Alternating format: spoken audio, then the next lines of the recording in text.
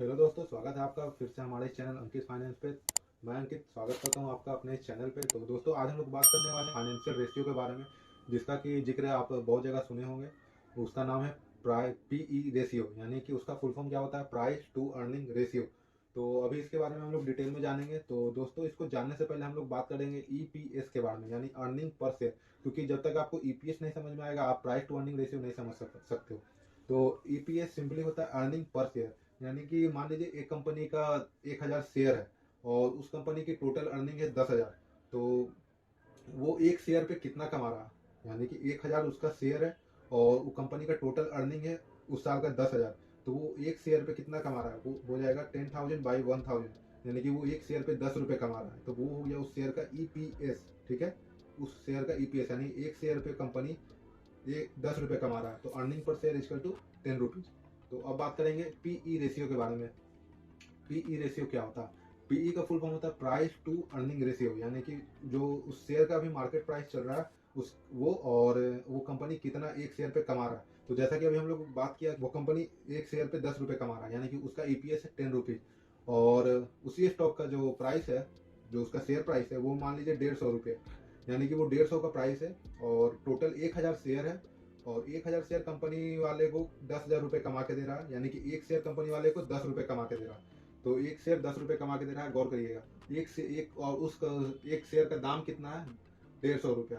तो 150 रुपया दाम है और वो कमा के कितना दे रहा है, 10 रुपया। तो उसको हम लोग प्राइस टू अर्निंग निकालने के लिए क्या करेंगे, 150/10, उसका पीई क्या निकल के आएगा, 15।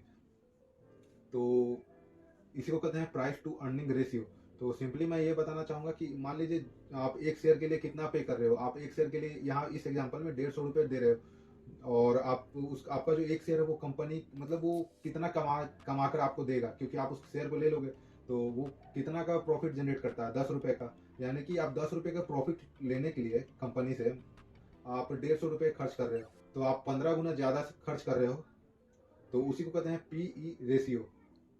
तो आप आपने सुना होगा, किसी भी स्टॉक में इन्वेस्ट करने से पहले उसका पीई चेक कर लेना चाहिए। पीई कितना, यानी उसका प्राइस टू अर्निंग रेशियो कितना है। आप उसमें उससे 1 रुपये कमाने के लिए उसको आप कितना रुपये दे रहे हो। तो यहाँ इस केस में आपने देखा कि आप कंपनी से 10 रुपये कमाने के लिए उस कंपनी का 150 का एक शेयर खरीद रहे हो, यानी कि आप उससे 15 गुना ज्यादा पैसा उस कंपनी के स्टॉक में लगा रहे हो। तो इसी को कहते हैं पीई रेशियो जनरली। और इसका एक और काम होता है कि आप जिस भी सेक्टर के स्टॉक ले रहे हो, मान लीजिए आप आईटी के सेक्टर के स्टॉक उठा रहे हो, तो सारे जितने भी मान लीजिए 4 सेक्टर हैं, मान फॉर एग्जांपल एचसीएल हो गया, विप्रो हो गया, टाटा, टीसीएस हो गया। और मान लीजिए टीसीएस का फॉर एग्जांपल ये है नहीं, टीसीएस का पीई है 50, यानी कि टीसीएस से आप 1 रुपये कमाने के लिए उसको 50 रुपया दे रहे हो। और विप्रो का है मान लीजिए 30, 1 रुपये कमाने के लिए आप उसको 30 रुपया दे रहे हो।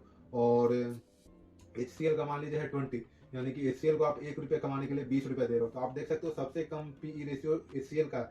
तो आप किसी भी स्टॉक में, किसी भी सेक्टर में अगर कोई भी स्टॉक उठाते हो, तो आप पीई कंपेरिजन करते हो कि इसका पीई कितना है, ज्यादा है या कम है, यानी कि वो 1 रुपये के बदले कितना रुपए कमा के दे रहा है। अगर वो उसका पीई अपने सेक्टर से कम है, तो हम लोग उसे अंडर वैल्यूड या फिर वैल्यूएबल स्टॉक में रख सकते हैं। यानी कि वो आप उस पर जितना पैसा खर्च कर रहे हो, मतलब जितना उस पर उसके एक शेयर को खरीदने के लिए लगा रहे हो, वो एक जेन्यून प्राइस पे आपको मिल रहा है। यानी कि टॉप लेवल का जो मान लीजिए उस सेक्टर का स्टॉक है, उसका पीई है 50, और आप जो जिस कंपनी में लगाने जा रहे हो और वो उतना कुछ खास नहीं है, लेकिन उसका भी पीई है 50। तो कहीं ना कहीं वो स्टॉक महंगा है, उसका अर्निंग कम है और प्राइस स्टॉक का ज्यादा है। तो ज्यादातर लोग इन्वेस्ट करने से पहले पीई देखते हैं, ताकि जिस स्टॉक का पीई कम हो उसमें हमेशा इन्वेस्ट करना चाहिए, और ज्यादा हो तो हमें रुकना चाहिए।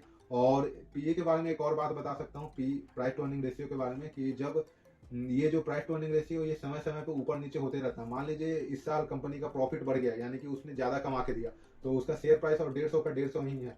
तो मान लीजिए उस कंपनी ने इस साल जो मैंने एग्जांपल दिया था 150 का स्टॉक प्राइस है, उस कंपनी ने इस साल 10 रुपए की जगह 15 रुपए पर शेयर कमा के दिया। तो उसका जो पीई है वो 15 से घट के आ जाएगा 10 पे।